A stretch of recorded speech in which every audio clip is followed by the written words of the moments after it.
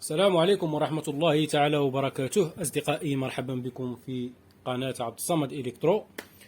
ومرحبا بكم في فيديو جديد إن شاء الله. كما تشاهدون اليوم لدينا هذا الوفر مكبر الصوت، فهو به مشكل. الآن سوف نكتشف المشكل. سوف أقوم بتشغيله. بسم الله.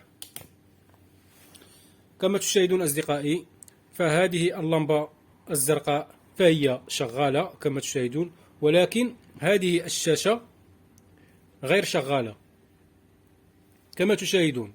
هذا هو مشكل هذا مكبر الصوت، فهو لا يشتغل كما تشاهدون، لا صوت ولا أي شيء، غير شغال. من المفروض أن تكون هذه الشاشة مشتعلة لكي يشتغل معنا. الآن سوف أقوم بفتحه ونقوم ببعض القياسات لكي نتأكد من أين هذا المشكل. هذا هو مكبر الصوت من الداخل كما تشاهدون أصدقائي. هذه هي الباور سبلاي، وهذه البوردة لتضخيم الصوت. الآن سوف نقوم بالقياس في هذه البوردة كما تشاهدون. سوف نقوم ببعض القياسات.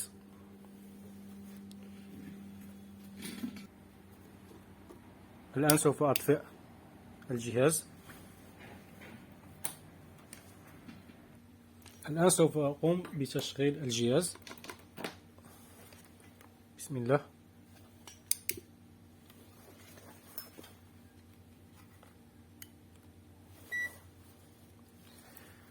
هذه هي المكثفة كما تشاهدون. هذا مكان المكثفة. علينا أن نجد هنا 12 فولت، حوالي 12 فولت فهي موجودة، وتدخل إلى هنا في هذا المكان. علينا أن نجد هنا 12 فولت. هناك 10 فولت كما تشاهدون أصدقائي، 10 فولت. هذه مقاومة صفرية كما تشاهدون. قبل المقاومة 11 حوالي 12 فولت كما وجدنا هنا في المكثفة.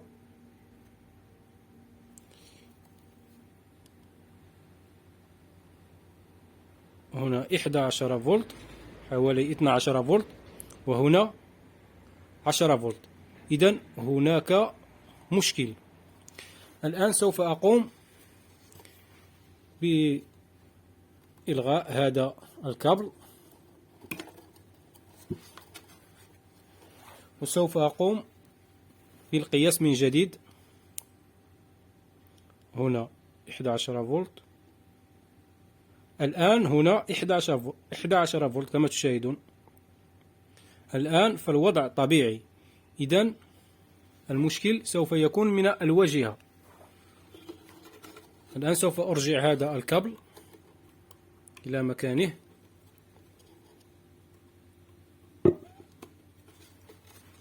والقياس من جديد.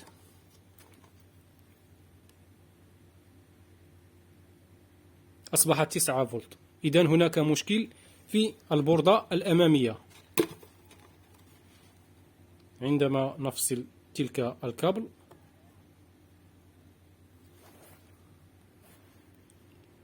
تصبح 12 فولت كما تشاهدون. الآن أصدقائي سوف أقوم باستبدال هذه المقاومة، لأن المشكل غالبا سوف يكون من هذه الجهة الأمامية. الآن سوف أقوم باستبدال هذه المقاومة. الآن سوف أقوم بإزالة المقاومة، لأن ظهر لي دخان صاعد من المقاومة.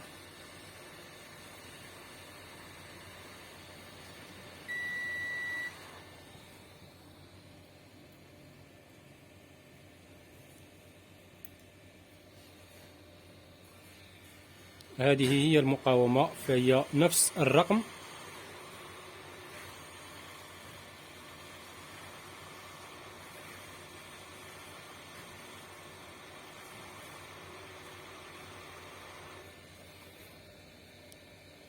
جيد. الآن سوف أقوم بالقياس من جديد. بسم الله. عفوا المكبر الصوت هو غير شغال. بسم الله. كما تشاهدون الفولتية فهي ثابتة. عندما تركيب هذا الكابل تنعدم تلك الفولتية.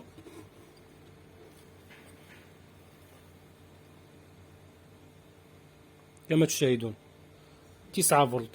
إذن المشكل في الواجهة الأمامية. الآن سوف أقوم بفتح الواجهة الأمامية لكي نكتشف المشكل. هذه هي الواجهة الأمامية أصدقائي. الآن سوف أقوم بفتح هذه البوردة الصغيرة.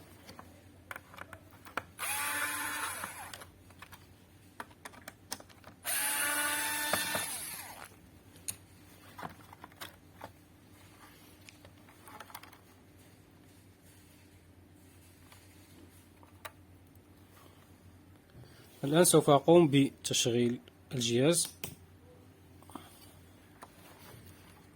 كما تشاهدون أصدقائي هذا هو منظم الجهد. ينظم الجهد من 12 فولت إلى 5 فولت. سوف أقوم بالقياس عليه. الفولتية غير كافية كما تشاهدون 9 فولت. هناك سخونة.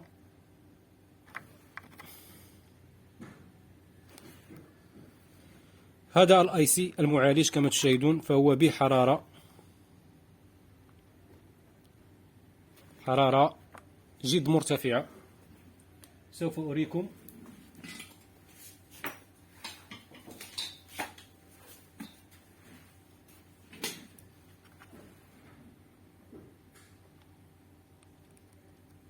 كما تشاهدون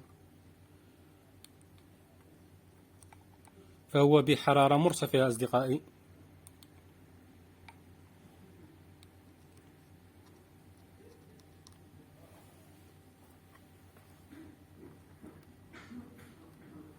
حتى هذا المنظم للجهد فهو به حرارة أصدقائي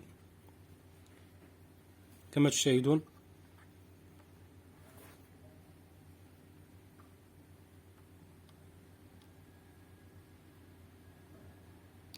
حرارة أصدقائي مرتفعة جدا. إذن سوف يكون هذا المعالج فهو تالف. الآن سوف أقوم بإزالة هذا المعالج وأحاول البحث عنه لكي نستبدله بواحد آخر. كما تشاهدون أصدقائي هذا هو المعالج للمكبر الصوت.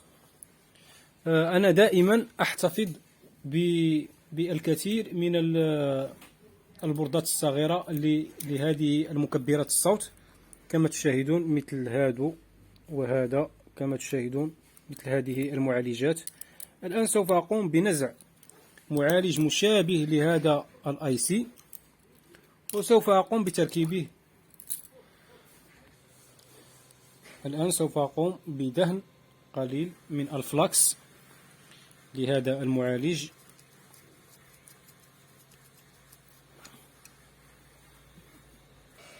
الآن سوف أقوم بإزالة هذا المعالج.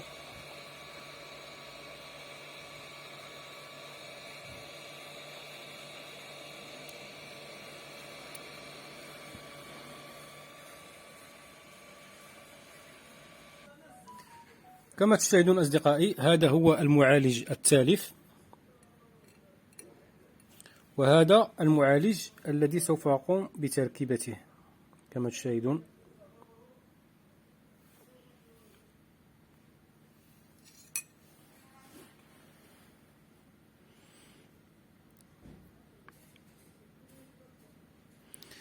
دائما علينا احترام النقطة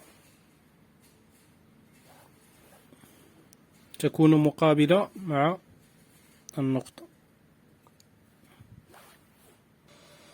الآن سوف أقوم بالتسخين عليه لكي يثبت في مكانه.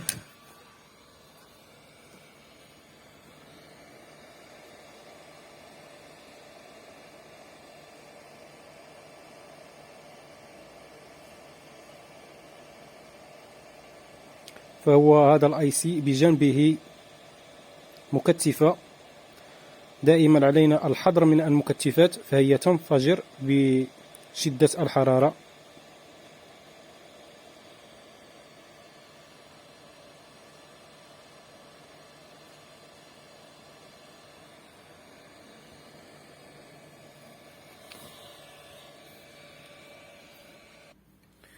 كما تشاهدون أصدقائي الاي سي فهو ملتحم في مكانه.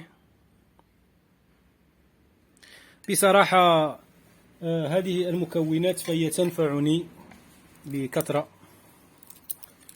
أقوم بإصلاح الكثير من الأجهزة تكون بها مشكل عويص وينحل المشكل. مثل هذه القطع أحتفظ بها كثيرا. والآن سوف أقوم بالتجريب.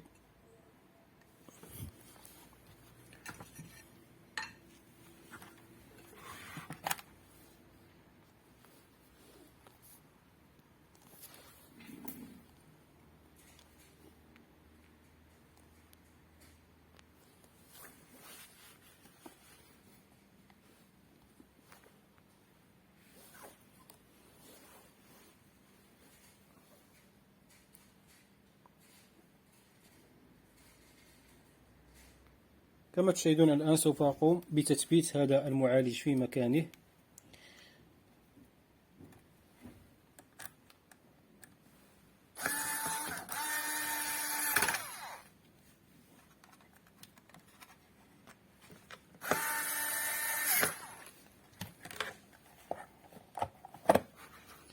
الآن سوف أقوم بالتجريب. بسم الله.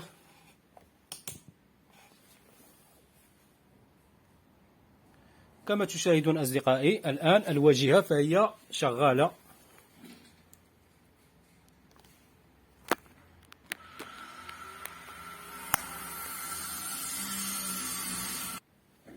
الآن سوف نجرب له هذه الفلاشة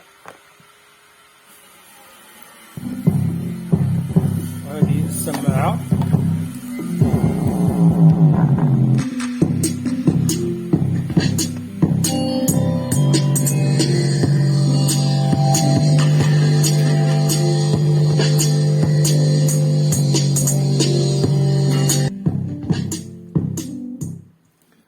كما تشاهدون أصدقائي المشكل كان من هذا المعالج. لقد سقط. هذا هو المعالج الذي كان به المشكل. الآن الحل فهو الآن قمنا بإصلاحه كما تشاهدون. والآن لقد وصلنا إلى نهاية الفيديو. ادعمونا بزر اللايك وفعلوا زر الجرس واشتركوا في القناة. شكرا لكم على مشاهدة هذا الفيديو. ادعموا هذه القناة لكي نستمر في كل ما هو جديد إن شاء الله، واشتركوا في القناة اللي ما اشتركش يشترك في القناة. جزاكم الله خيرا، والسلام عليكم ورحمة الله تعالى وبركاته.